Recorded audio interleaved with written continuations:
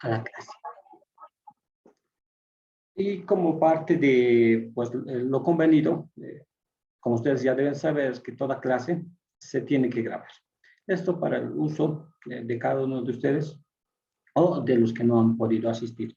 En fin, tal vez para comenzar, y este punto me estaba olvidando, simplemente explicarles la metodología de puntaje. Generalmente se trabaja de la siguiente manera. Por cada unidad damos, entre comillas, 20 puntos.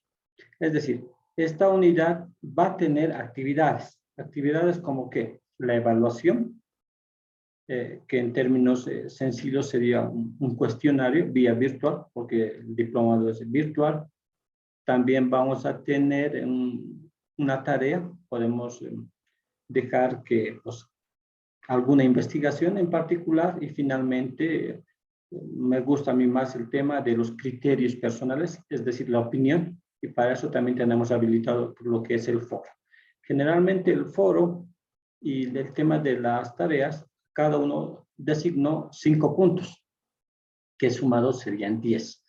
Y el examen, que generalmente pueden tener 5 preguntas o 10 preguntas como máximo, van a valer 10 puntos. Sumado, tendríamos pues 20 puntos. Coloco a conocimiento y consideración de cada uno de ustedes, ¿no? Y como les decía, si alguien me pregunta y la asistencia, ¿vale? Pues generalmente todos ya sabemos que cuando incurrimos en la educación superior, pues el tema de la asistencia queda ya de lado. Aquí, como mis docentes siempre me decían, el que viene acá, el que viene a la universidad, si quiere aprender, pues va a venir y va a aprender. El que no, pues no. Aquí nadie va a obligar a nadie a venir y tampoco vamos a dar puntaje por la asistencia. Siempre me recuerdo, ¿no?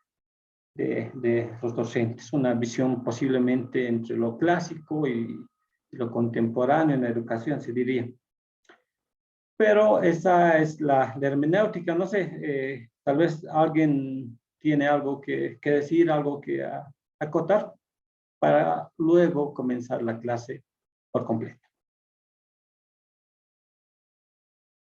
Licenciado, ¿el módulo tiene cuántas unidades? Ok, muy buena pregunta. El módulo tiene 4 unidades, es decir, que cada fin de semana, en el transcurso de todo este mes, vamos a pasar clases y pues en términos sencillos, por cada clase o por cada semana ustedes se van a jugar 20 puntos y sumados, sumado sería 80.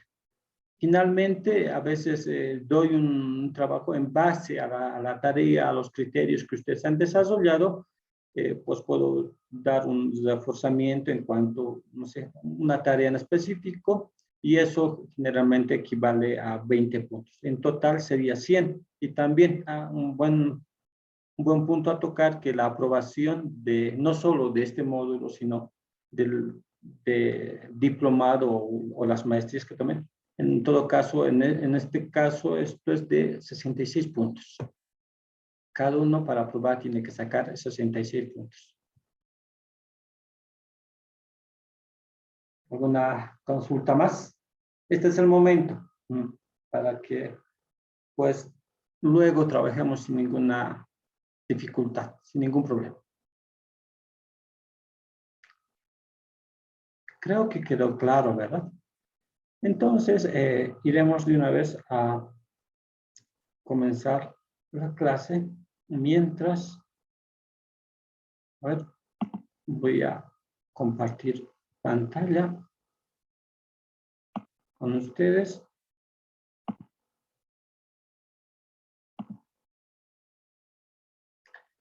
Me indican, me informan, por favor, si se nota lo que estoy compartiendo la pantalla.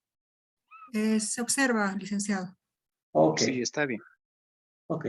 Entonces, pues como una vez una de mis licenciadas, me recuerdo, sabe decirme, está bien hacer cosas prácticas y eso es lo que necesita la gente, la sociedad.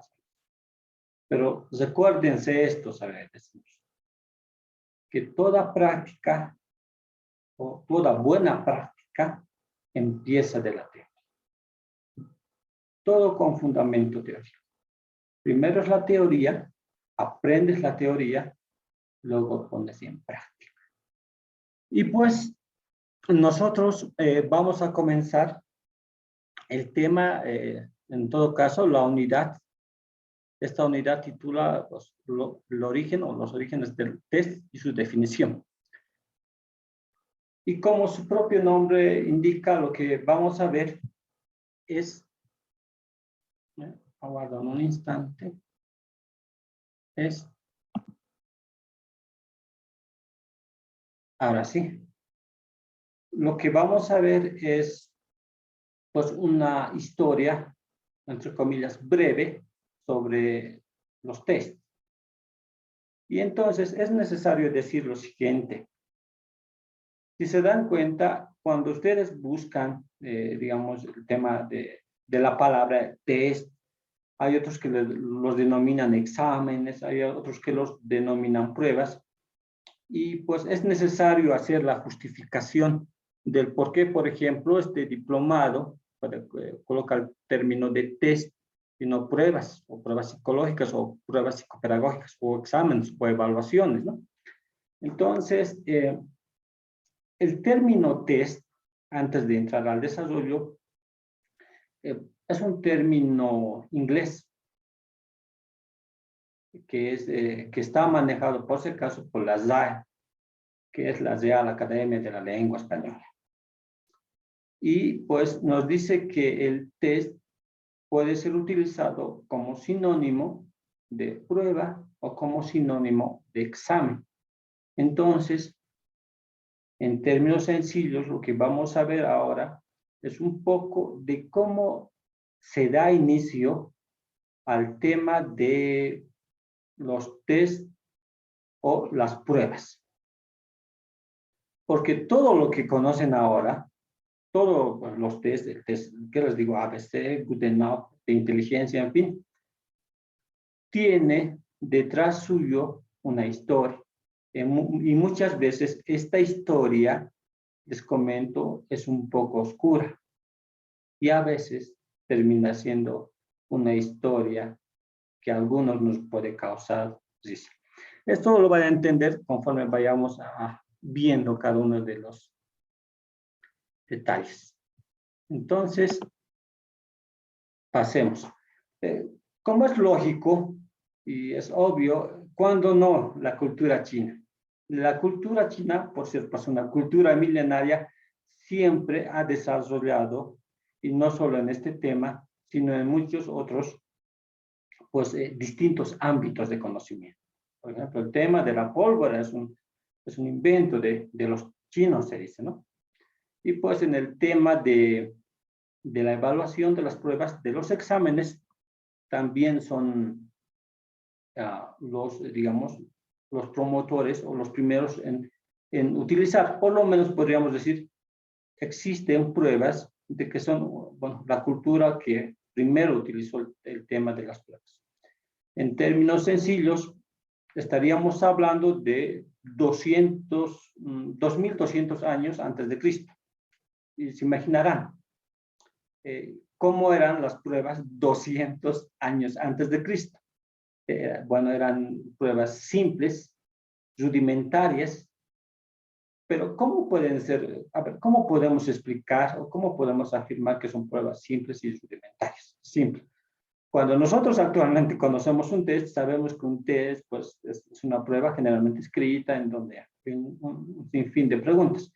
Pues en esa época, estas pruebas, estas evaluaciones eran de manera oral, eran simplemente en base a preguntas. Por cierto, las preguntas no eran relacionadas con el fin último de su evaluación. Es decir, que si buscaban a las mejores personas, las pruebas o las preguntas pues se disparaban a todas partes, y motivo por el cual la evaluación generalmente terminaba siendo algo asistemático, algo incongruente, y sobre todo, ¿no?, que no daba resultados.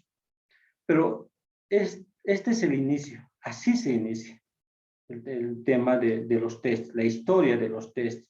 Después, en la propia cultura china, lo que va a pasar es lo siguiente, que después de esos 2200 años, estamos hablando de el año 200, si ustedes quieren, después de Cristo. En la propia cultura china, lo que va a pasar es que van a empezar a crearse las pruebas escritas. ¿Y qué contenían estas pruebas escritas? Generalmente, como toda prueba, pues tienen algunos temas en particular. En este caso, pues trataban sobre los temas a tocar o los temas a evaluar eran, pues, la economía, la agricultura, el ámbito militar y el ámbito geográfico, si ustedes quieren. Brevemente les voy a relatar cómo era. Curiosamente, antes de que una persona quisiera ser parte, en este caso, del Estado chino, se dice que primero tenía que pasar por estas pruebas. Pero antes de pasar estas pruebas, primeramente tenía que pasar si ustedes quieren, una prueba preliminar, un examen preliminar. Este examen, pues, consistía en un día y en un día y una noche en donde iban a un lugar. Se decía que generalmente eran, pues, cabañas, casas aisladas, en donde, pues, se le preevaluaban pues, a los postulantes que querían ser parte del Estado, pues, con algunos ensayos relacionados con el tema, o algunos escritos, generalmente poemas, que, pues, supuestamente nos daban la idea del nivel de formación que tenía la persona. De todos los que se presentaban, digamos que se presentaban 1000, pues solo entre el 1 y el 7% aprobaban. La preprueba, si ustedes quieren. Después de eso, una vez que aprueban entre el 1 y el 7%, esos 1 y 7% recién entraban a la prueba verdadera, como ya les decía en un principio, que era agotador por el tema de tiempo que se disponía, que eran de días, y era riguroso porque, pues, se fijaban en detalles tan básicos como, por ejemplo, si se vestía bien, si se aseaba bien, por ejemplo, esos detalles. Y los que aprobaban esa prueba, que por cierto, igual era un porcentaje muy bajo, entre el 1 y el 10%, se dice, los que aprobaban iban a Beijing, y pues en Beijing, pues ya se realizaba las últimas pruebas, y de esos solo entre el 3% o el 2% aprobaba. Y ese 3 o 2% que hacía eran prácticamente los nuevos funcionarios públicos, si ustedes quieren. Ahora, como les decía, el tema de la evaluación no era tan sistemática. Es más, ¿por qué se decía eso? Porque, pues, los instrumentos no eran validados. Muchas veces nosotros manejamos instrumentos que no pueden ser validados, que no pueden tener una validez, que es la capacidad de medir lo que se necesita medir. Entonces, iba por ahí. También, finalmente, un tip o una idea sobre qué buscaba el Estado chino, digamos, entre sus futuros funcionarios. Por ejemplo, se decía que debería de tener una buena letra, es decir, una buena caligrafía. ¿Por qué? Por dos aspectos. Uno, que, pues, la caligrafía, una buena caligrafía, pues, mostraba que era una buena persona. Una caligrafía comprensiva mostraba que era una persona muy atenta, muy servil. y pues por ende, o por lógica, una mala caligrafía mostraba que era una persona desordenada, mostraba que era una persona pues poco inteligente. Entonces, ese era, digamos, un aspecto importante dentro de la evaluación que realizan los chinos, ¿no? La cultura china, si ustedes quieren.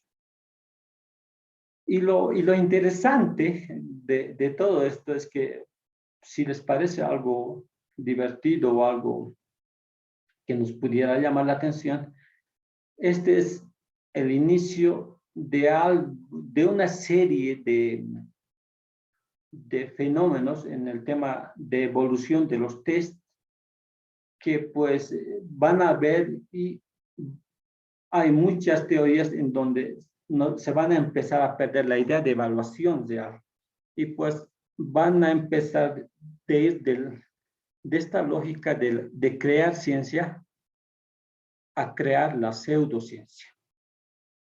Y para esto, pues me gustaría mostrarles lo siguiente. Un segundito. Dentro de este proceso, por ejemplo, existen dos teorías, incluso podríamos decir que existen tres teorías muy interesantes sobre los test o sobre la evaluación hacia las personas. A ver, ¿a qué me refiero?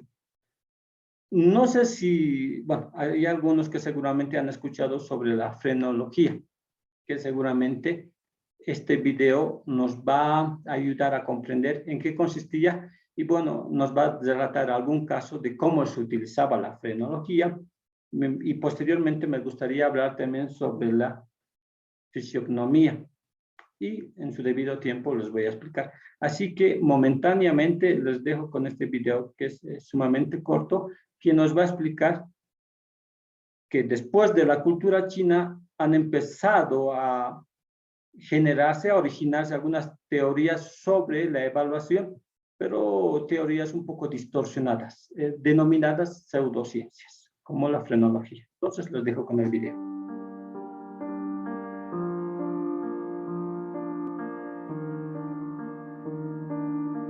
Fue desarrollada alrededor del siglo XIX y elaborada por el neuroanatomista Franz Joseph Gall y el médico Johannes Pursheim.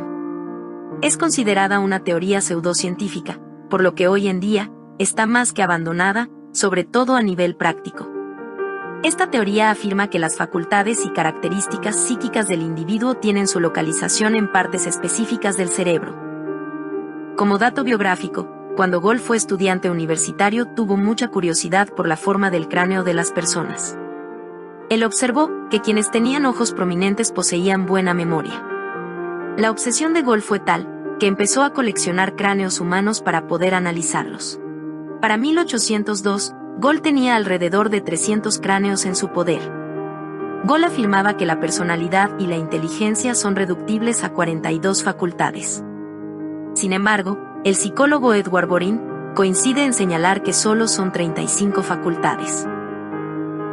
Además, como pauta importante, la hipertrofia de una de estas zonas está relacionada con una determinada característica predominante del individuo. Por ejemplo, si uno presentaba un ancho hueso cigomático del rostro, el cual se encuentra en la parte inferior del ojo, ello indicaba que la persona poseía una buena habilidad con el lenguaje. Joseph Gall defendía la idea de que la forma del cráneo se relacionaba con la forma del cerebro, por lo que, en el pasado, era suficiente validarse de una topografía del cráneo de la persona para poder deducir las características psíquicas de la misma. En el pasado fue practicada intensamente en áreas antropológicas y etnográficas. Asimismo, fue usada para justificar el sexismo y el racismo.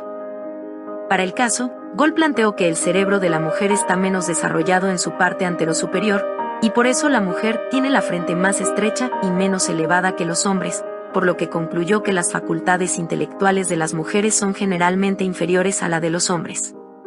Lo más curioso de esta teoría es que se llevó la praxis al campo judicial. Se preguntarán, ¿cómo así?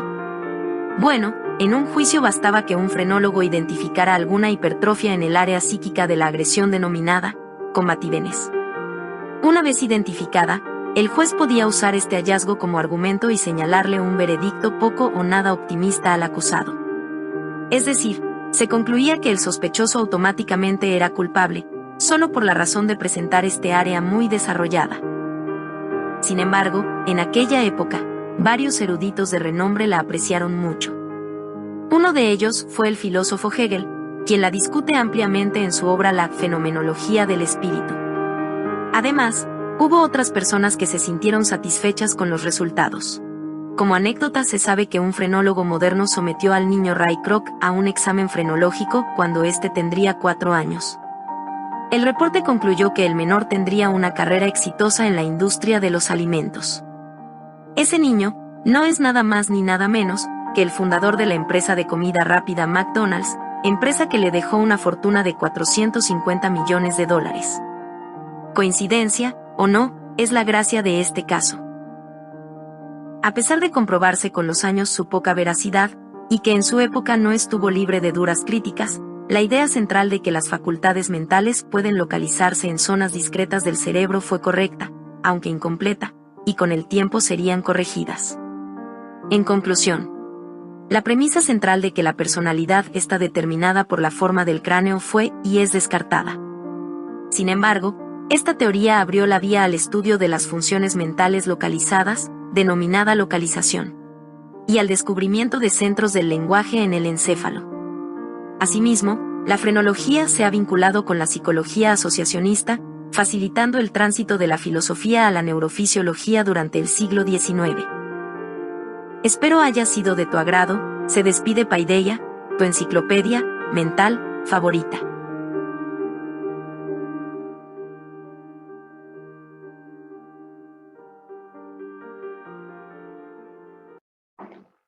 Ok, pues ahí pudimos ver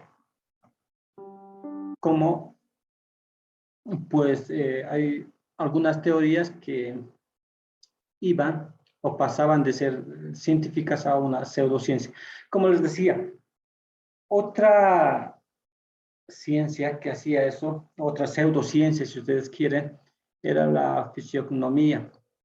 Esta teoría nos dice que yo puedo conocer la personalidad de cada uno de ustedes simplemente viendo, en todo caso, su rostro, su cara. Obviamente, esta teoría, como la frenología, han quedado atrás. Tal vez como algún dato más interesante, a ver, me gustaría explicarles esta última teoría en cuanto a cómo funcionaba. Tal vez me gustaría, a ver, llamar a Nelly. Hazme un favor. Me gustaría, por ejemplo, que me digas cómo es tu pelo. A ver, ¿tu pelo es delgado, suave? O tal vez es grueso y ¿qué más podríamos decir? Es grueso y fuerte. Si tuvieras que elegir entre si es delgado y suave o grueso y fuerte, ¿con cuál te quedarías? Nelly, por favor, ayúdanos. Suave. Mi cabello es delgado y suave, pero me quedaría con suave. Ya. Entonces, según esta teoría, yo te diría que por el hecho de que tu cabello es así, que pues eres una persona con cuerpo débil, eres una persona tranquila y eres una persona inofensiva. ¿Qué te parece? ¿Crees que a través del pelo uno pueda identificar la personalidad? No, licenciada. Para nada, No. ¿no? Pero la idea de fondo que quiero transmitirles, con ese tipo de planteamientos empiezan a hacer las pruebas o los tests.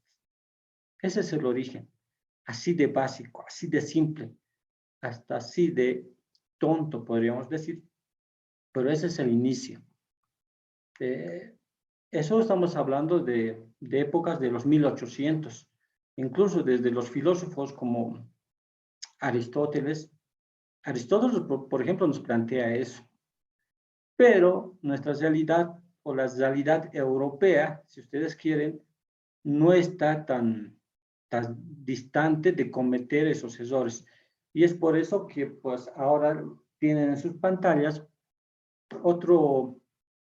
otra era. Esta se denomina la era de los instrumentos de bronce. Para pues acortar la idea, les diré lo siguiente. Se denomina la era de los instrumentos de bronce porque pues, los instrumentos que utilizaban estos señores que ven en la foto, que son Wundt, que son Galton y Cattell, habían creado instrumentos para medir la inteligencia, pero estos instrumentos eran de bronce. Entonces, por eso pues, los historiadores denominan a todos estos psicólogos como parte de la era de los instrumentos de bronce. Esta idea básicamente nace con, no sé si algunos de ustedes se recuerdan, empieza a nacer lo que es el positivismo después de la Edad Media, del mito, de los brujos, del demonio, lo bueno y lo malo, pues empieza a nacer otra corriente que es el positivismo y ahí todo tiene que ser pues en base a pruebas. Y dentro de estas pruebas se empiezan a crear pues algunos métodos, algunos instrumentos más objetivos, porque hasta ese entonces los instrumentos que se utilizaban, por ejemplo, para el tema de la frenología, para medir el cráneo, pues el instrumento que se utilizaba no tenía ningún justificativo o sustento científico o valedero, si ustedes quieren. Esa es la razón principal. A ver, vayamos viendo un poquito más.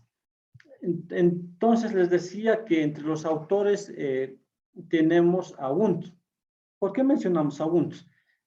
Por los entendidos en el ámbito de la psicología, incluso de la filosofía, entenderán o conocerán que William Wundt es el creador del primer laboratorio psicológico.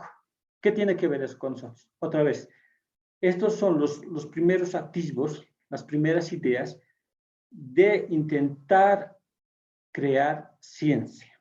Entonces, va por esa lógica, pero particularmente cito a Wundt. ¿Por qué? Porque más allá de haber creado el laboratorio psicológico, él además creó un péndulo. Este péndulo básicamente es un péndulo que giraba o iba de un lado a otro y pues de vez en cuando giraba, sonaba o metía ruidos, si ustedes quieren. Y el detalle de esto era que pues la persona que estaba viendo, la persona que era parte del experimento, pues tenía que decir exactamente cuándo escuchaba ese sonido. Y la tarea de Wundt era pues saber qué tan rápido había atendido y había procesado dicha información. Eso como un primer parámetro. Ahí por lo menos vemos al que está sentado en la silla, es William Wundt, y pues con sus colaboradores, ¿no? En este caso son instrumentos que ellos denominaban, más adelante los vamos a ver de más cerca, cómo estos instrumentos o cómo los utilizaban. Eso citando a Wundt. Después vamos a ver a Galton. Galton, en términos simples, era, para empezar, como dato anecdótico, les diré que era primo de Charles Darwin. Ustedes saben, Charles Darwin es el que ha inventado la teoría entre comillas, ¿no? De la evolución, de que entre comillas solo el más fuerte va a sobrevivir. Entonces, para él, y bajo esa misma línea, Galton te decía, o Galton pensaba que todo era mensurable. ¿Qué es ser mensurable o qué es mensurable? Es decir, que todo se podía medir. Y entre ese todo que se podía medir, pues está la inteligencia. Más allá de la inteligencia, este Galton, por si acaso, venía de una familia muy acomodada, en términos simples, le sobraba el tiempo para, pues, hacer investigaciones. Y más allá de medir la inteligencia o de buscar medir la inteligencia, también medía, pues, el tema de la belleza, la personalidad, y pues incluso él mismo coloca, ¿no? También medía el carácter aburrido de las conferencias. Y hay un dato que me parece muy interesante. También medía la eficiencia de la oración. A ver, les voy a contar muy brevemente en qué consiste la eficiencia de la oración. Bueno, estamos hablando, no se olviden que estamos hablando de finales de los 1800 y principios de los 1900. Entonces, ¿qué pasa? Galton evalúa o más o menos pregunta o hace una investigación sobre 3 profesionales. Hace la investigación sobre los curas, sobre los padres, hace la investigación sobre los abogados o doctores, y hay un tercer profesional. En ese instante no me acuerdo. Pero la idea era la siguiente. Él te decía lo siguiente, que preguntaba, ¿no?, al abogado, a ver, abogado, los abogados, ¿cuántas veces oran? Muy poco, casi nada, ok, poco. ¿Cuánto tiempo viven los abogados? Viven, digamos, vamos a colocar un ejemplo, hasta los 66 años. Ok, el abogado vive hasta los 66. Muy bien, listo. Ya, ¿cuánto oran los curas, los padres? Bueno, los padres oran pues constantemente. Ok. Oran 100%, digamos, el 99% del día. Ok. ¿Cuánto tiempo viven? Porque eso preguntaba, ¿no? Entonces decía, bueno, los padres viven menos tiempo, viven, digamos, 60 años. Entonces él sacaba como conclusión, había un profesional más, como les digo, no me acuerdo ahorita qué profesional era, pero él sacaba la conclusión siguiente. Pues que la oración no te garantiza que tengas una vida larga. Porque él decía, no, bueno, si los abogados que no oran viven más que los padres, pues la oración no te garantiza tener una vida larga, ¿no? Es entre una de sus conclusiones. Y como les decía, no se sorprenda mucho. Estamos hablando de los finales de los 1800 y entrando recién a los 1900. Ese tipo de detalles podemos encontrar, por ejemplo, en Galton. Sintetizando esta idea, me gustaría que vean lo siguiente. Algo más de Galton y pues luego empezamos a hacer algunos comentarios. Les dejo con este pequeño video.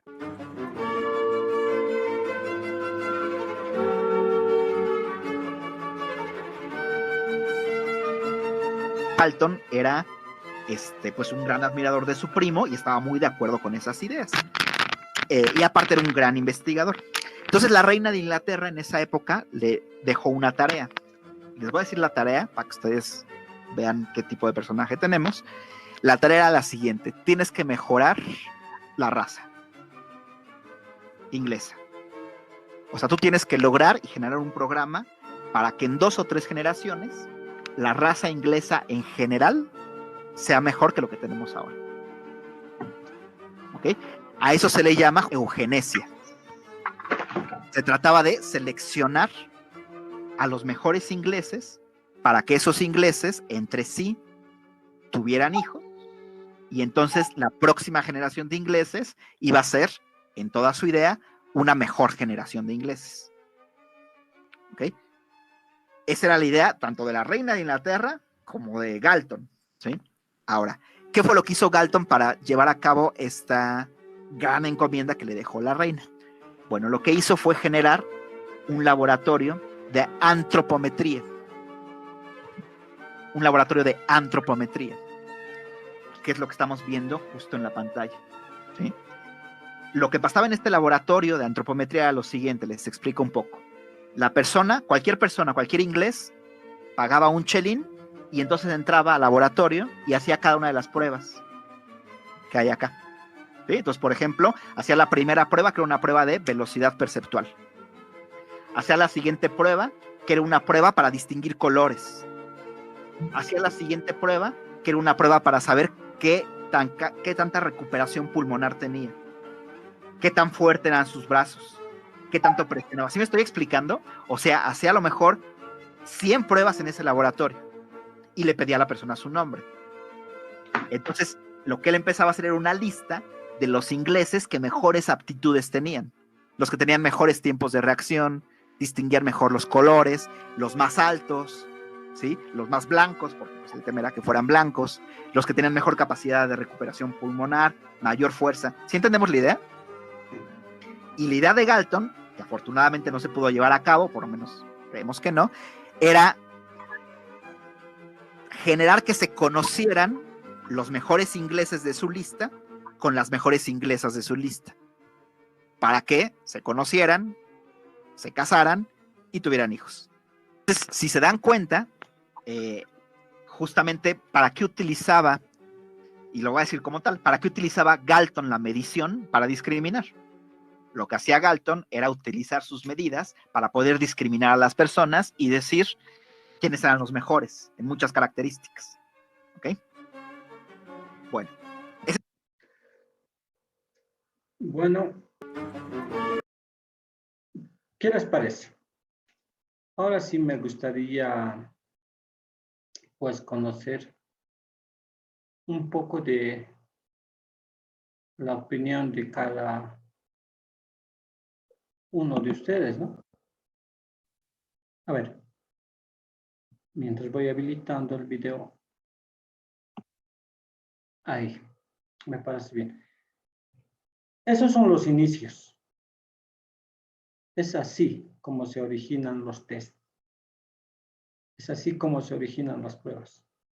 Desde ideas un poco, bueno, actualmente las podemos decir, ¿no? Descabelladas, hasta tergiversaciones o pues mediciones mal utilizadas. Es así como se empieza o es el origen, ¿no? de los test. Y eso simplemente es la primera parte. A ver, me gustaría escuchar algunas opiniones. No sé qué les ha parecido, por ejemplo, el tema de este último, de Galton, si no me equivoco, y la eugenesis. Es decir, escoger pues, a los que eran superiores para que ellos pues, puedan tener su familia y pues puedan tener sociedades, entre comillas, o, con ciudadanos altamente o intelectualmente calificados. Les abro el micrófono. Por favor, los escucho.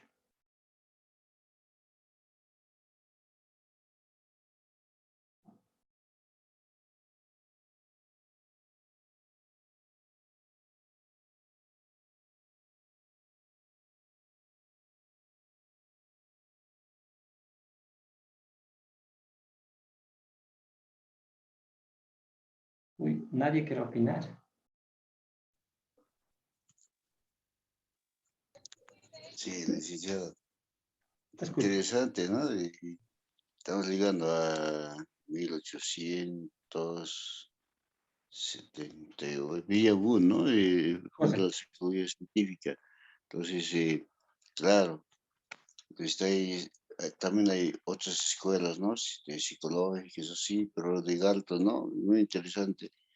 Pero, bueno, ahora es mejor que antes, ¿no? Ahora estamos mucho mejor, ¿no? Entonces, interesante, licenciado, para mí, realmente me ayuda bastante, ¿no? Conocer un poco de historia de los test, aplicar los test, antropometría, disculpe. Hoy he seguido utilizando, pero no sé con qué finalidad. Yo he visto al docente de educación física, antropometría, dice, ¿no? Utiliza una ficha y estás registrando. Claro, debe tener otra finalidad también. Entonces, todo aquello utilizaban la medida para seleccionar, para discriminar. Y claro, el concepto, ¿no? Seleccionar está ahí, pero En su inicio no fue tanto así, ¿no? Y más bien para discriminar, ¿no? En el sentido negativo. Entonces, impresionante, licenciado, ese era mi opinión al respecto. Ok, muy bien. Y a ver, me gusta y me gustaría tocar ese último punto con tus demás compañeros que has colocado. ¿Creen que actualmente se utilizan los test para discriminar, ya sea positiva o negativamente? ¿Qué dicen?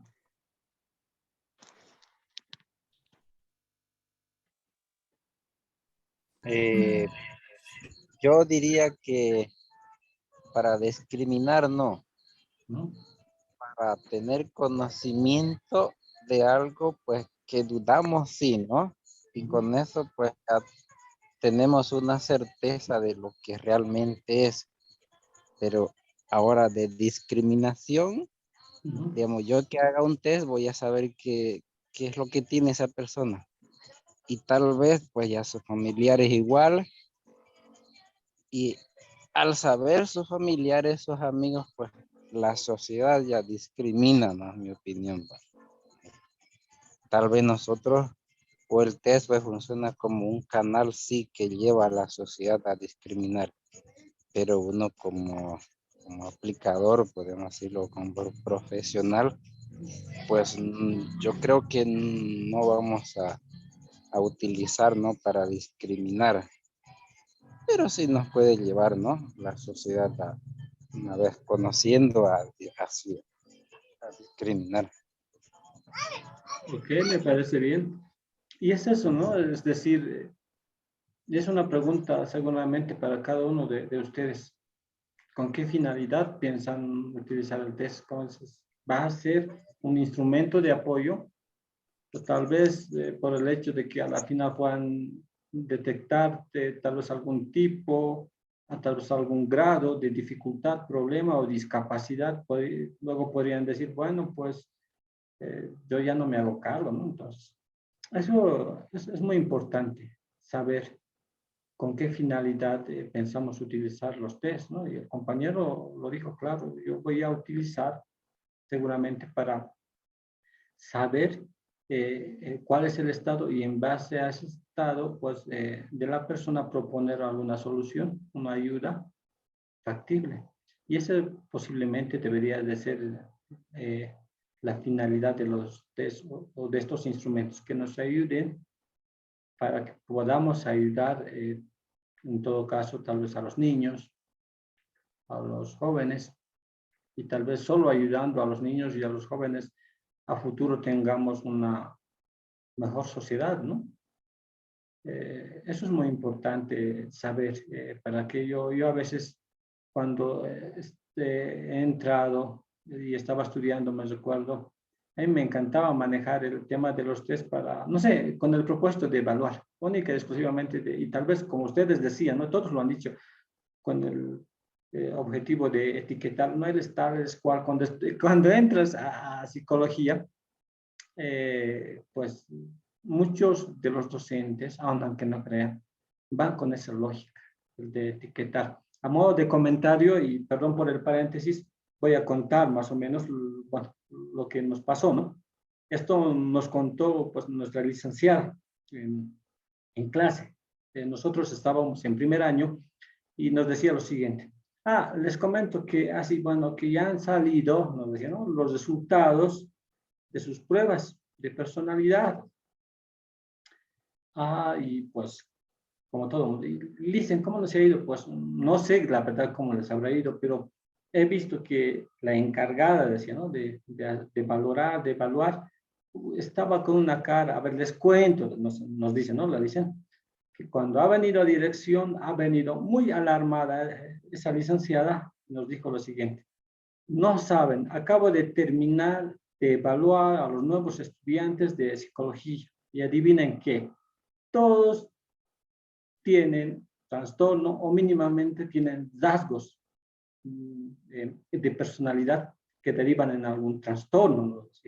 Entonces ella decía, ¿no? Estaba muy preocupada y pues que incluso decía que pues tal vez deberíamos o deberían de tener los licenciados tener cuidado con los separadores, porque nunca había salido algo así. Y pues no es, entre comillas, ¿no? Normal, lo normal no existe. Pero no es normal que pues todos los estudiantes o la mayoría de los estudiantes presenten algunos rasgos, algunos trastornos de personalidad. A lo que mi licenciada dice que le respondió, ¿no? A ver, colega, por favor, y están ahí varios licenciados, levante la mano aquel docente que no tenga algún rasgo o algún trastorno, algún rasgo de algún trastorno. ¿Y a qué hago acápite esto? ¿Por qué menciono esto? Según la psicología clínica, cuando ustedes visiten algún clínico, siempre les va a diagnosticar, si no es con un trastorno, con una tendencia a tener algún trastorno. Y ella decía en su reflexión, ¿no? Yo no conozco, decía, a ninguna persona que pueda ser evaluada y salga 100% sana. Eso es mentira. Todos, absolutamente todos, tenemos pues tendencia a tener ciertos rasgos de personalidad. El detalle es pues trabajar sobre eso y pues seguir adelante. Y miren, estamos hablando de una universidad que pues nos ha catalogado a todos, ¿no? A veces cuando yo recuerdo, con mis compañeros recordamos, nos ha catalogado a todos pues en términos simples como personas que, pues, con trastorno. Es decir, entre comillas, podríamos con trastornos de antisocial, de paranoia, por ejemplo, y pues todos nos reíamos, ¿no? Y tal vez ese es el detalle, y les comento esto, ese es el detalle con el cual ustedes deben saber lidiar. Es decir, no empezar a catalogar, pues tiene tendencias, posiblemente, pues sí, pero ¿qué más? Los test simplemente son unos instrumentos que van a apoyar a otros instrumentos también, ¿no? Seguramente eso en el transcurso del diplomado lo van a estar viendo y pues así ya menciona todo esto para que vean que a veces hasta los profesionales sumamente calificados pues también podemos cometer o pueden cometer errores, ¿no? Así es ese detalle. Ahora vamos a seguir con los Dicen videos. antes, Claro que sí, te escucho. sí, sí, no sé, al escucharla hablar me vino a la memoria, ¿no? Unos recuerdos iguales de catalogar, como decía, ¿no? Por lo menos en la carrera de psicología, donde la mayoría, bueno, gran mayoría de estudiantes que ingresan es porque tienen algún problema ¿no? O han sufrido violencia, tienen algún... Estamos decir, buscando la cura de algo, nos ¿no? dicen. Homosexuales. Estamos buscando la cura, ajá. ¿No? Había cantidad, digamos, de personas que tenían problemas con su sexualidad. También, hasta los mismos docentes, ¿no? Los docentes que en la gran mayoría eran todos divorciados. Es lo que yo no entendía en mi carrera, que había unos que se habían casado entre psicólogos igual, pero no aguanta y se han separado al tiempo. Y la mayoría de los docentes psicólogos divorciados, ¿no? Entonces eso es lo que se me vino a la memoria cuando hablaba de eso, ¿no? Que cuando les han aplicado la prueba, todos han salido con rasgos hasta tal vez borderline, no sé. Claro, sí, eso pasa. Sí, no, y eso pasa, y de eso hay que cuidarse. O sea, yo les cuento, y bueno, bien, Rubén, por tu experiencia, eso les contamos para que tal vez pues ustedes como futuros profesionales superen esas lógicas ya un poco tradicionales. Ahora sí, pues si no hay más... Ahora sí, no, seguí, dale, te escuchamos. Bueno, voy a aportar. Lo que sí yo he visto que tal vez cuando alguna vez he escuchado a docentes que decían, no tenías que ser simplemente un testero, ¿no? Aplico test, ¿no? Todo test.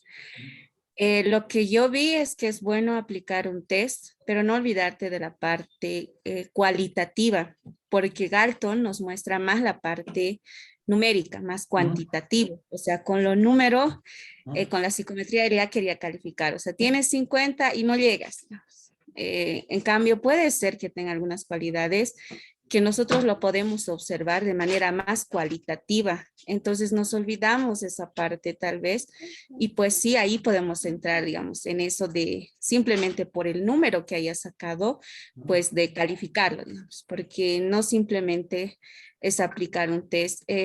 Justamente cuando yo pasaba también cursos, veían una licenciada decía, ¿no? O sea, es bueno la historia clínica Ujú. y el test, porque eso te va a ayudar a sustentar que todo el relato que te ha dado dentro de la historia clínica, pues te está dando ya pautas, digamos, de esto. Y el test simplemente es para que tú lo confirmes o reconfirmes aquello que tú estás tal vez observando dentro ya de lo que es la historia clínica que tiene, de la anamnesis. Entonces, creo que siempre tenemos que tomar en cuenta, no simplemente por el número, dejarnos de llevar, por ejemplo, lo cuantitativo, sino Ujú. también lo cualitativo, que muchas veces se deja y justamente incluso no hay investigaciones, muchas cualitativas. La mayoría de las investigaciones son cuantitativas, entonces también ahí es justamente por eso, a veces no hay tal vez un sustento, sí, pero ayuda cuando tú quieres diagnosticar, sobre todo cuando hablamos de educación, no puedes simplemente calificarle con número, porque puede ser jóvenes y niños que tengan alguna dificultad, pero también tienen una habilidad desarrollada que puede ser que le ayude a fortalecer o mejorar esa dificultad que tiene. Me parece bien. Sí, y es correcto, ¿no? Y dentro seguramente están los últimos módulos, seguramente les van a enseñar a ustedes a hacer como lo que tú dices, ¿no? Yo denomino eso la triangulación, ¿no? El test, la persona, la familia y en todo caso, si es niño, pues sus instrumentos de trabajo, es decir, sus cuadernos.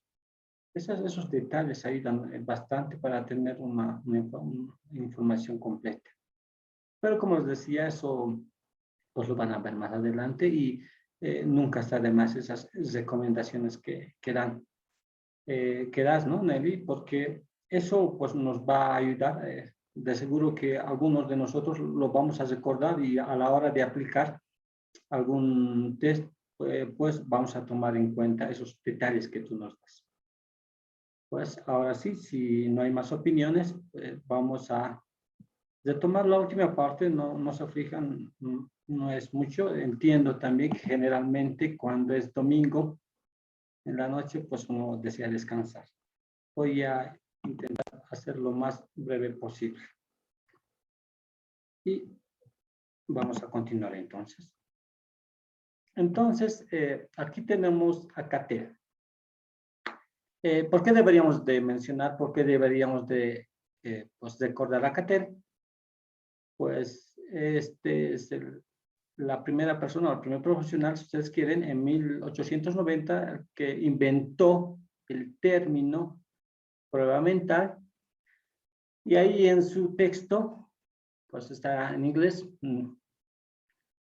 su texto titula Pruebas y mediciones mentales. Esta es la guía de las pruebas de las mediciones mentales. Una guía de las pruebas de mediciones mentales. Entonces, este es, digamos, el que ha inventado el término de prueba o de test. Ya les dije que el tema de test es un tema, pues, es un idioma anglosajón, ¿no? Entonces, va por ese lado. Y por eso deberíamos de recordar a CATEL. Y también, obviamente, como él ha inventado el término, también ha propuesto una prueba, un test. Y prácticamente eso es lo que vamos a ver a continuación. Este es el primer test que pues, nos ofrece CATEL.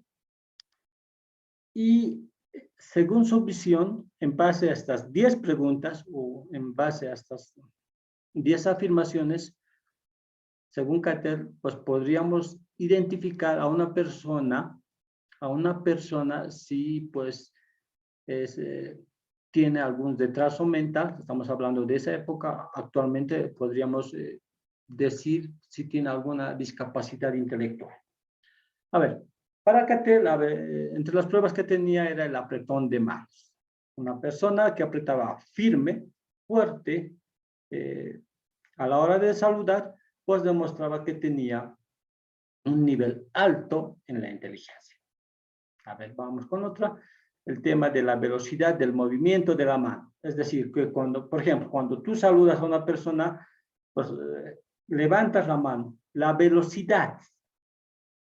¿Qué tan rápido has levantado la mano? También te demostraba qué tan inteligente eras. Si lo hacías rápido, pues eras una persona atenta.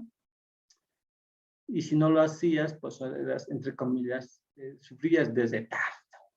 Vayamos por el 3, que es el umbral de 2 puntos para el tacto. A ver, ¿cómo es esto?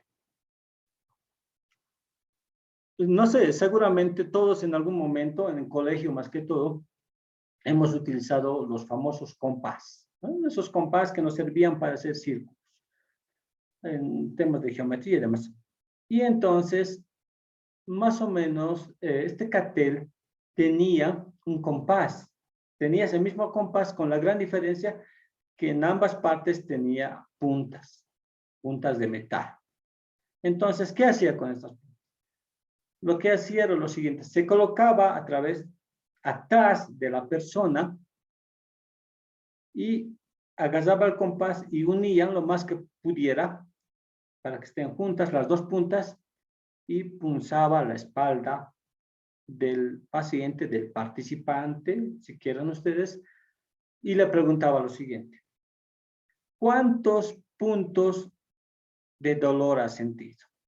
Obviamente, y es más, debido a que pues no tenemos en la espalda, me refiero, no tenemos muchos, voy a utilizar un término, no tenemos bien desarrollado el tema de sentir el dolor en ahí. Lo que pasa es que si ahorita yo les haría la prueba a cada uno de ustedes, les punzaría con ese compás, la mayoría, o estoy seguro que todos, me dijeran que simplemente has sentido un punzo. ¿Por qué pasa eso? Porque en la espalda, pues, tenemos todavía ahí, en comparación a la mano, pocas, un segundito, allá. Pues se ve, ¿no? La pantalla. Sí. Ok, ya, entonces, perdón, ha aparecido un mensaje y estoy corrigiendo. Entonces, como les decía, ¿no? Si yo, bueno, cuando alguien nos punzara, o como en el experimento de Cattell, pues no sentiríamos porque pues tendríamos o tenemos en la espalda pocos, bueno, ¿cómo podríamos decir? No somos robots para decir sensores, pero sí podríamos decir pocas células que detectan el dolor. Se me fue ahorita el término exacto. Y conforme vayas abriendo el compás, y este es el experimento de Cattell, mientras vas abriendo de a poco el compás, tu espalda recién va a empezar a detectar que son 2 los puntos de dolor que existen. Ustedes, si quieren, pueden realizar el experimento. Alguna vez en la carrera lo hicimos y es verdad, les comento. Y eso nos explicaba la docente. No es un tema de, pues, tenemos poca sensibilidad en la espalda en cuanto al dolor, y pues en las manos, en el rostro tenemos más apertura al dolor. Así nos explicaba, por ejemplo. Bueno, vayamos pasando a las demás preguntas de Cattell. ¿Qué más? El tema, bueno, del grado de presión para causar dolor, bueno, ya todos entienden eso. A ver, ¿qué más? Diferenciación de peso. Ok, en la 5. Por ejemplo, Cattell colocaba a las personas o al paciente, si ustedes quieren, le decía o le daba pues un objeto que pesaba 100 gramos. Le daba a su mano y le decía que agarrara por un instante. Luego le pedía y le daba otro objeto y le decía: este nuevo objeto tiene el mismo peso que el anterior, tiene más o tiene, bueno, menos. Y según la lógica de Cattell, si podía diferenciar lo más pronto posible, era más inteligente. Mientras más tardaba en diferenciar los pesos entre un objeto y otro, significa que tenía dificultades, o en términos de Cattell, retraso mental, algún grado de retraso mental. Y así iba desarrollando parte por parte. A ver, vayamos por ejemplo a la 8, para no cansarlos mucho. Bisecar una línea de 50 centímetros. Es decir, hagan de cuenta que ustedes tienen una soga de 50 centímetros y yo les pido que mentalmente identifiquen cuál es la mitad. Según Cattell, te decía que si pues acertabas, tu nivel intelectual era bueno, y si mientras más fallaba, significa que pues, tenías algún tipo de retraso mental. Finalmente, el tema de el número 10, el tema de los números de las letras que el sujeto podría recordar. Para hacerlo un poco, a ver, para poner a prueba la hermenéutica de Cattell, me gustaría un voluntario o voluntaria, por favor, sobre este tema. ¿Quién se anima? ¿Algún voluntario? ¿Voluntaria?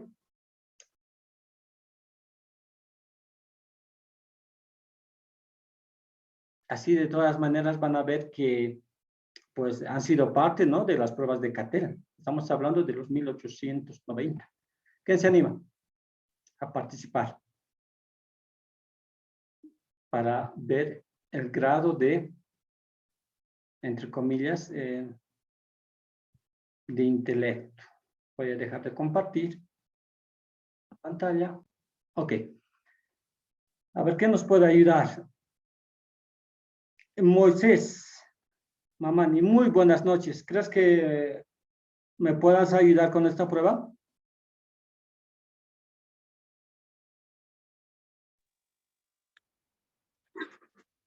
Buenas noches, Lice, nuevamente. Bueno, he estado escuchando atentamente. Bueno, en realidad, en cualquiera de los campos, más allá de que Cattell lo haya hecho en los años de 1890, como está indicado, todavía creo que dentro de la sociedad se maneja esta situación. De alguna manera, si hayan conocido o no hayan conocido a Cattell, se ha ido esto, digamos, año tras año, volviendo quizás como una especie de rutina y costumbre, porque cuando uno agarra hay gente, ¿no?, que te da la mano y te presiona. Y en alguna oportunidad incluso a mí me dijeron, ¿no?, cuando no lo apreté, no lo respondí como él quería, pues decía, oye, estás con un autoestima bajo, levanta tu autoestima. Entonces, y de alguna manera creo que sirve, ¿no? Pero en realidad lo que alguien decía hace rato, una participante, creo que más se va por la parte cuantitativa.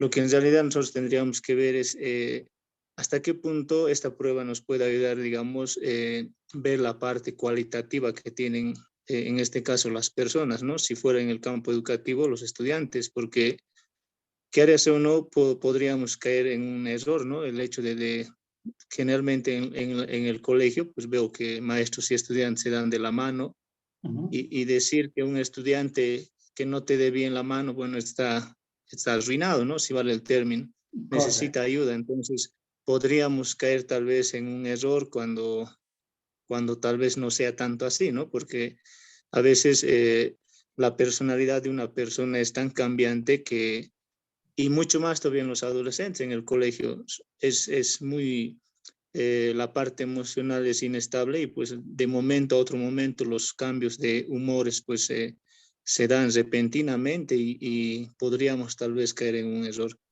Bueno, en realidad, para terminar, creo que habría que analizarlo mucho más hasta qué punto nos puede ayudar o no ayudar esta situación. Ya, ok. Lo que vamos a hacer, pues quiero que me ayudes una vez más, Moisés. Vamos a colocar en práctica la última prueba de Cattell, que según él pues, medía, ¿no?, el tema del intelecto. Entonces, a ver, Moisés, quiero que me ayudes en esto. Te voy a decir algunas letras y después de que yo te diga las letras, tú tienes que repetir. Entonces, yo te digo las letras, tú repites. Yo te digo las letras y tú repites. ¿Te parece?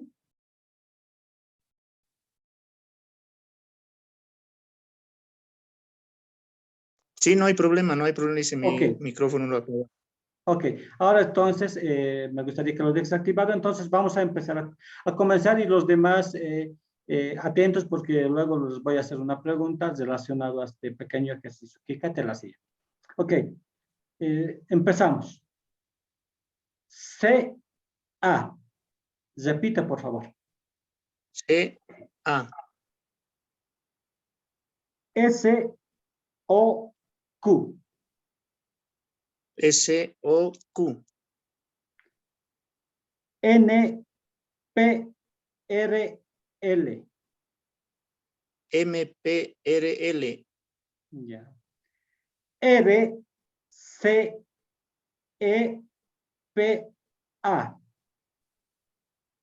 R-C-E-P-A. C-R-T-A-O-L.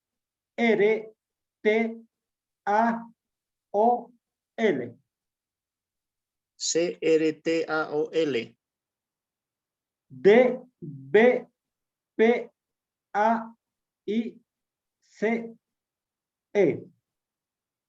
D-P-P-A-I-C-E. Ya, bueno. Te he hecho en realidad 6 preguntas. Hasta la ¿Sí? sexta pregunta, está bien, muchas gracias por tu participación. Hasta la sexta pregunta, hasta la quinta lo has hecho perfectamente, a la sexta, por un tema pues, de memoria, porque ya eran, te comento, 7 dígitos, ya ha habido un poco de confusión. Bueno, en términos de CATEL, te diría que estás en el promedio. Si yo fuera CATEL, te diría, digamos, nivel de inteligencia normal. Ni es ni bueno ni mal. A ese punto llegaba. Pero a ver, vayamos a recordar estas pruebas. ¿Quién me dice si estas pruebas de CATEL pueden realmente medir la inteligencia? O si no miden la inteligencia, ¿qué miden?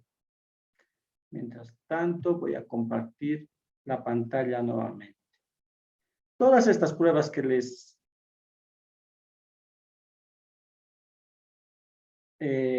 mostré,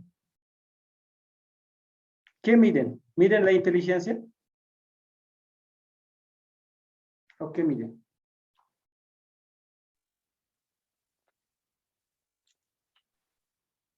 Licenciado, Buenas noches, la escucho.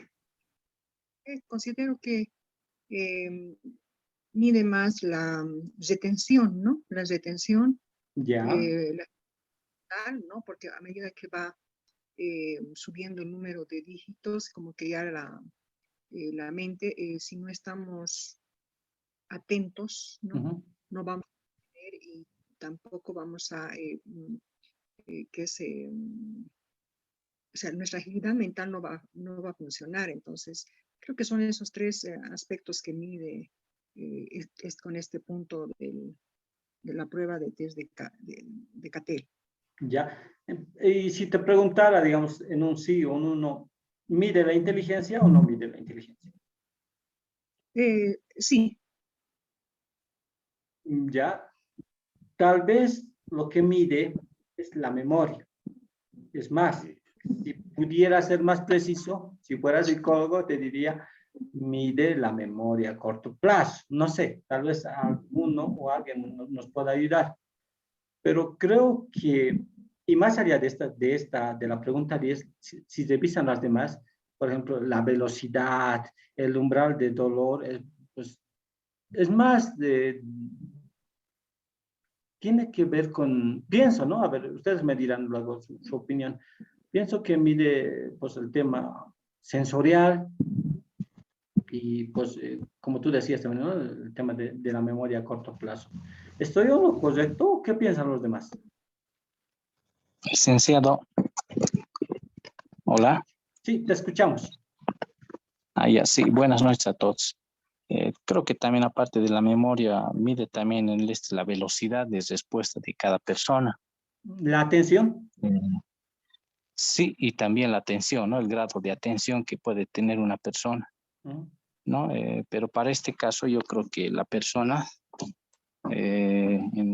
tendría que, se puede ver también si escucha bien. Sentido. Porque si hay un grado también de dificultad en la audición, por decir, de una persona, entonces ya no sería valedero, ¿no?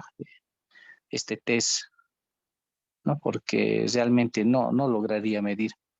Pero también algo curioso, cuando he escuchado lo que le estaba haciendo ese test a Moisés, me ha hecho recuerdo a ese juego de niños que es Sigan a Simón, Sigan a Simon. Sí. Es un juego que se originó en la década del 80, entonces es muy interesante. Eso ha nacido más que todo cuando los niños seguían a uno que estaba adelante, se podría decir el jefe, y si daba un brinco, todos tenían que dar un brinco. El que no daba el brinco estaba fuera, ¿no? Del equipo. Y posteriormente eso se ha plasmado en un juego electrónico, ¿no? Que ahora a veces varios lo tienen, ¿no? Ya con luces y todo, y sonidos más, ¿no? Interesante situación. Entonces no sabía que había nacido justamente de este señor que básicamente, ¿no? Toda una historia. Sí, es fascinante. Esto, como les decía, el mensaje, más allá de los años, más allá de los nombres, quiero que entiendan esta lógica de que, bueno, pues todo esto se empezó a construir con aciertos y tropiezos, ¿no? En términos simples, muchos autores van a catalogar a estos personajes que han confundido y se han dedicado a medir más la parte sensorial que la parte intelectual.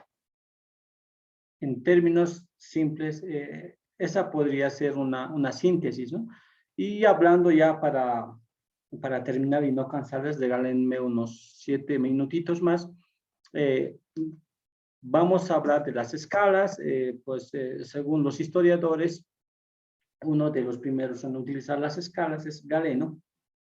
Pues todos sabemos que Galeno es un médico importante de su época, y pues en qué nos basamos o en qué afirmamos de que pues es Galeno el que empieza con el tema de las escalas de medición. Nos dicen los textos de historia que Galeno es el primero que empieza a clasificar a las personas en 4 humores, ¿no? La bilis amarilla, la bilis negra, la flema, dice acá, a veces yo lo conocía como el flemático, la sanguínea o la sangre, como está acá. Entonces, ese es un poquito el inicio de la clasificación. A ver, ¿qué más les puedo comentar? Luego aparece el tema de Binet. Binet ya empieza, una vez que ya hay una idea de cómo se puede hacer el tema de los test, empieza a identificar a los niños, entre comillas, sin ningún problema, con los niños, digamos, que tienen algún problema. Él los denomina, pues, los niños sin retraso mental y los niños con retraso mental. Y posteriormente a esto, por si acaso, antes de esto, a los que sufrían, y esto ténganlo en cuenta, y quienes trabajan con niños, quienes trabajan con apoyo, no me van a dejar mentir, uno de los trabajos más dificultosos que tenemos, por ejemplo, es trabajar con niños con discapacidad intelectual. ¿Por qué? Por el mismo hecho de que sufren esta discapacidad y lo que los limita, pues, a la adquisición de conocimientos. Como dato anecdótico o dato negro, si ustedes quieren, pues en los 1500, en la Edad Media, a los niños, a las personas que tenían algún tipo y grado de discapacidad, pues se las consideraba los demonios, brujos, porque no se entendía, porque no se les entendía. pero sobre todo no podían explicar del porqué de la conducta de sus niños. Y lo terrible acá era que pues, la forma de tratarlos pues, era a palizas, por ejemplo. Ese es un dato, no se preocupen, en el dossier que les voy a dejar está pues, en detalle todas estas ideas de la historia del test. Ya finalmente, Esquirol, entramos ya en el siglo XIX, en los 1900, pues Esquirol nos plantea, empieza a diferenciar el retraso mental sobre las enfermedades mentales, es decir, en lo que en nuestros tiempos denominaríamos, Esquirol empieza a diferenciar la discapacidad intelectual sobre las otras enfermedades. Ustedes saben que hay otras enfermedades mentales que no sean discapacidad intelectual, que sí de alguna manera se pueden tratar. En cambio, pues el retraso mental o la discapacidad intelectual profunda, por ejemplo, no tiene tratamiento, simplemente es un tema de atención.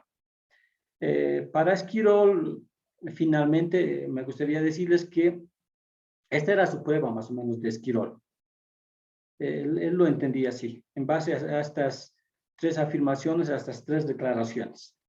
Una persona que decía frases cortas, que solo podía decir frases cortas, pues podía tener en el pensamiento de Esquirol, pues por el hecho de solo utilizar frases cortas, como por ejemplo, estoy cansado, quiero comer, tengo hambre, quiero dormir, se la puede catalogar como pues una persona con retraso mental moderado, una persona pues que simplemente utiliza monosílabos, sí, no, ya, ajá, esos términos.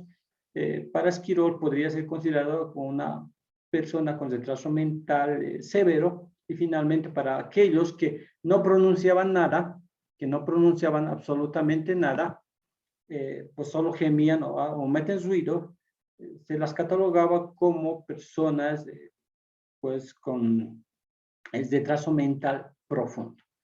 Esos son los parámetros. El gran aporte de Esquirol, por ejemplo, que hasta nuestros días se maneja, bueno, la característica de esta clasificación. Ejemplo, los que manejan, los que conocen las temáticas de los estudiantes con discapacidad, educación especial, creo que se dice, pues los estudiantes actualmente creo que el Estado les da un carnet en donde pues están grabados el tipo y el grado de discapacidad. Y curiosamente, entre los grados manejan algunos términos similares. Por ejemplo, si bien Esquirol maneja 3, moderado, severo y profundo, el Estado boliviano actualmente maneja 4, ¿no? Es decir, el leve, el moderado, ahí lo tenemos el moderado, y el grave y muy grave, que serían el severo y profundo. Estos son los grandes aportes que han hecho los de ese entonces, los promotores, los iniciadores, yo los denomino. Finalmente tenemos a Binet y como les decía, no quiero cansarlos, así que vamos a terminar con otro pequeño video de Binet que nos va a dar una pauta sobre pues, a qué se dedicaba o qué hacía. Así que les voy a dejar el video. Entonces, ¿el test de CI no es más que una herramienta para el diagnóstico? Por retraso en el aprendizaje, Binet dio palos de ciego durante 10 años. 10 años de borradores, de pistas falsas, antes de dar con el cuestionario adecuado que permitiera evaluar las respuestas que debían dar los niños de cada edad. Cómo completar este dibujo, enumerar, describir o contar lo que pasa en estas imágenes. Él desarrolló la idea de una edad mental, es decir, que podíamos tener un niño de 10 años con la edad mental de uno de 8 o un niño de 5 o 6 años con la edad mental de uno de 7.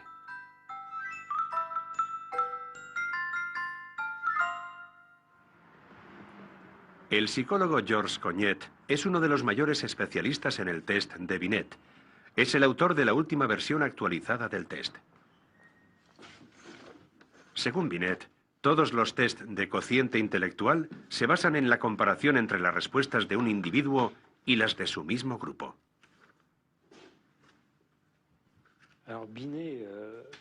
Binet, en su test, organizó las cosas según grupos de edad. Es decir, a un niño de 4 años le correspondían determinadas preguntas. Pero si después respondía correctamente a las preguntas correspondientes al grupo de 5 años, se seguía con el siguiente grupo. Así es como se determinaba si un niño de 4 años tenía la edad mental de uno de 5 o 5 y medio. Cuando publicó su test, parecía obvio que era el buen camino. Antes, para medir la inteligencia, se recurría a sus componentes básicos como la capacidad para procesar datos rápidamente, la capacidad de repetir cifras, mientras que Binet se basó desde el principio en lo que él llamaba procesos mentales superiores. Medir el razonamiento, la deducción. La invención de Binet puso fin a las creencias del siglo XIX, cuando los científicos afirmaban que podían localizar las capacidades intelectuales en el cerebro. También era la época de los primeros genetistas, cuyo sueño era medir la inteligencia del mismo modo que el peso o la altura. La escala de Binet dio la vuelta al mundo, aunque no necesariamente para ayudar a los niños en la escuela. Fue traducido al inglés, casi palabra por palabra. Y al cruzar el Atlántico, los resultados del test se convirtieron en una ecuación. Fue un alemán quien, con una especie de finta, en cierta manera creó un ratio, el llamado cociente, que se obtenía al dividir la edad mental por la edad real y multiplicando el resultado por 100.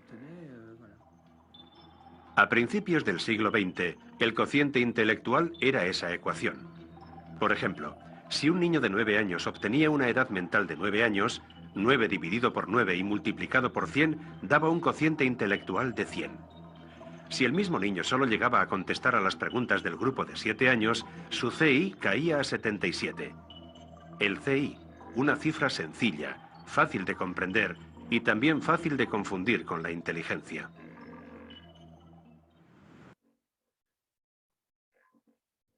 Bueno, hasta ahí brevemente hemos volado a esta última parte, sabiendo que van a ser las 9 y pues, no sé. Como les decía en el documento que les voy a dejar, que va a estar, por cierto, denme 24 horas desde este momento y pues luego van a poder entrar y ver los documentos y también las actividades que voy a dejar para ustedes. Pero a grandes rasgos, como les decía en un principio, yo quiero, por lo menos para esta primera unidad, que tengan una idea básica de cómo se han ido construyendo los instrumentos de medición a través de los años, con aciertos, con errores, que es parte de nuestra vida. Simplemente eso, ¿no?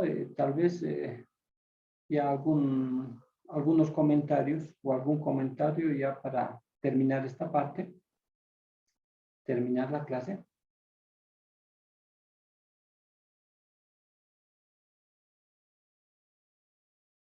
Creo que nada, ¿no? De todas maneras, este mes voy a estar en el grupo.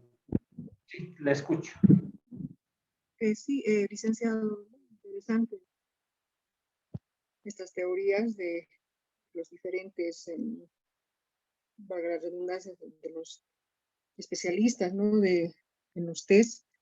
Y bueno, un poco nos refresca también a algunas situaciones que hemos vivido en edad escolar, ¿no? Donde bajo ciertos criterios iban dando de cómo eran los niños o cómo éramos en ese entonces, ¿no? Y me ha gustado la clase y me deja la incógnita de seguir revisando, ¿no? Un poco más para poder recordar. Gracias, licenciado. No, gracias a ti y a ustedes, ¿no? Por apostar por este diplomado que, pues, la única finalidad es que, pues, como decía alguno de sus compañeros, seguir actualizando, no sé, ser cada día mejores, ¿no? ¿Alguna opinión más antes de finalizar? Seguramente también es domingo. Mañana inicia una nueva jornada. Y pues para la próxima, bueno, no habrá presentación, así que pues va a ser, generalmente mis clases son breves, es 1 hora y media, porque la atención no da para más tampoco, hay que ser sinceros en esa parte. Si no hay más comentarios, pues voy a dar por finalizado la clase. Que tengan un feliz resto de jornada, las pocas horas que nos quedan, que tengan un buen descanso en todo caso y pues los voy a estar esperando la próxima semana, el próximo domingo. Gracias, licenciado. Está bien, licenciado. Buenas noches a todos. Buenas noches. Buenas noches, licenciado, compañeros igual. Y gracias, licenciado. Buenas noches, Lice. Buenas noches, buenas noches.